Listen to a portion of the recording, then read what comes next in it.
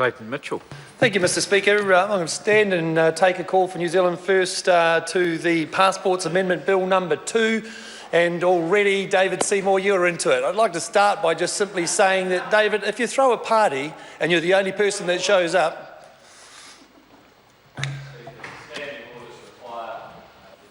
to another member by his full name, not only his Christian name. That's actually Thank you, not Mr. quite Seymour. accurate, but the Speaker's rulings do. And the member, I'm sure, will react much more appropriately to future interjections. Absolutely. So let me finish what I'm saying, Mr Seymour, the David variety. That at the end of the day, if you throw a party and you're the only person that shows up at that party, are you actually throwing a party, or you're just person by yourself at home alone? Because there's a lot of noise from a very, very small corner over there. Mr Speaker, I'd like to also add that I've been as busy as a bee with a bum full of honey in the beehive today, and there has been a little bit of a lack of preparedness for today's delivery.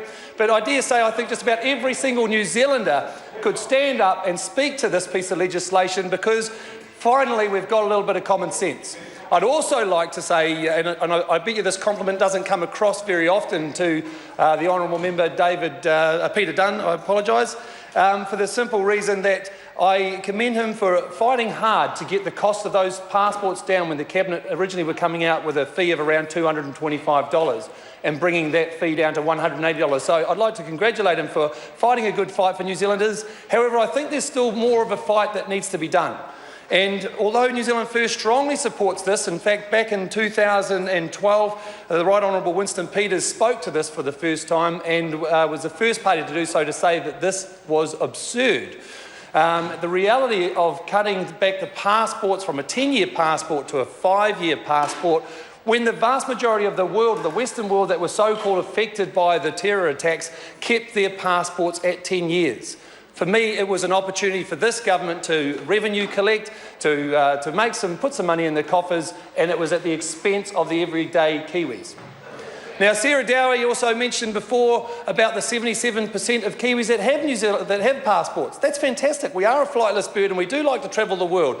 I myself have had many passports and travelled the world too, but we should be making it affordable for 100% of Kiwis to be able to get that.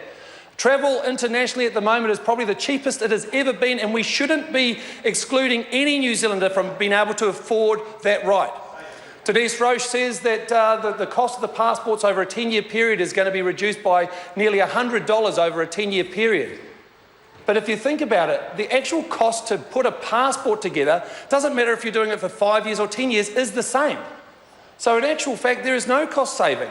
We should be able to bring the cost of those passports back even more than $180.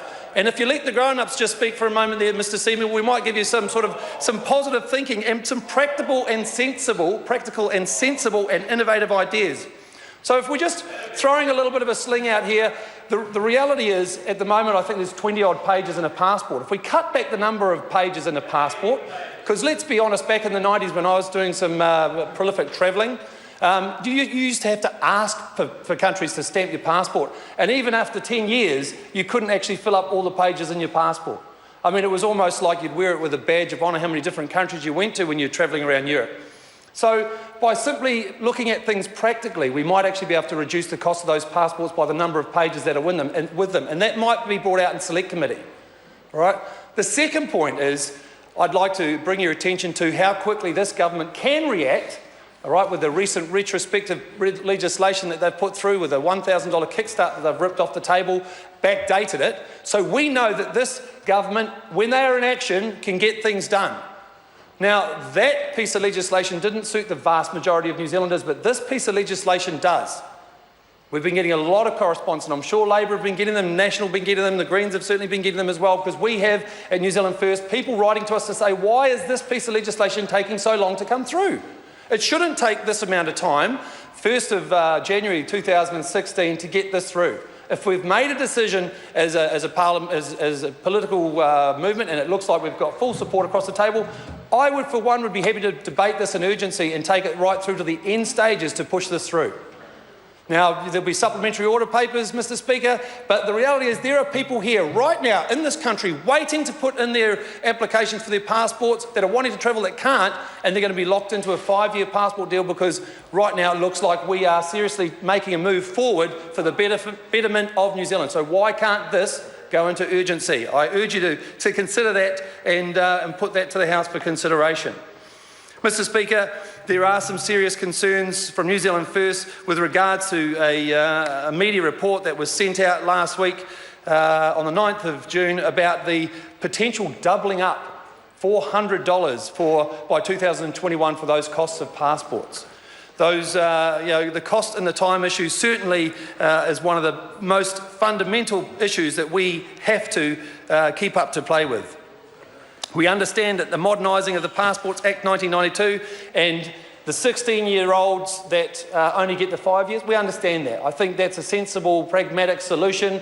I've got young children myself, and goodness me, they change from the week that I start Parliament for the week when I get home, they look different. So I can understand that that's in line with the rest of the world, and so we also support that.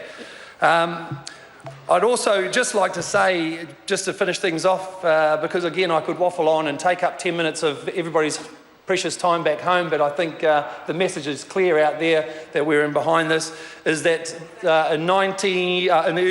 this piece of legislation was actually put back to a 5-year passport, not by the national government as it was suggested. It was actually done by the Labor government, and I think that move was a little bit too quick off the hip, and I think we should have stuck with those 10-year passports. Now it's coming down to getting those costs that are actually making it affordable for New Zealanders to travel.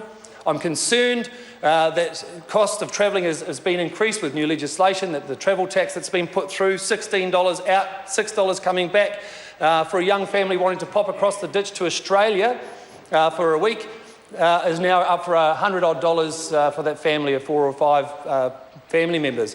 Now, putting into the cost of the passport costs, we need to do what we can to get these flightless Kiwi birds out on their planes and travelling around the rest of the world. It's a great world to see, but when you're out there, you realise what a wonderful country that we live in, and it certainly does make you appreciate it a lot more. Thank you, Mr Speaker.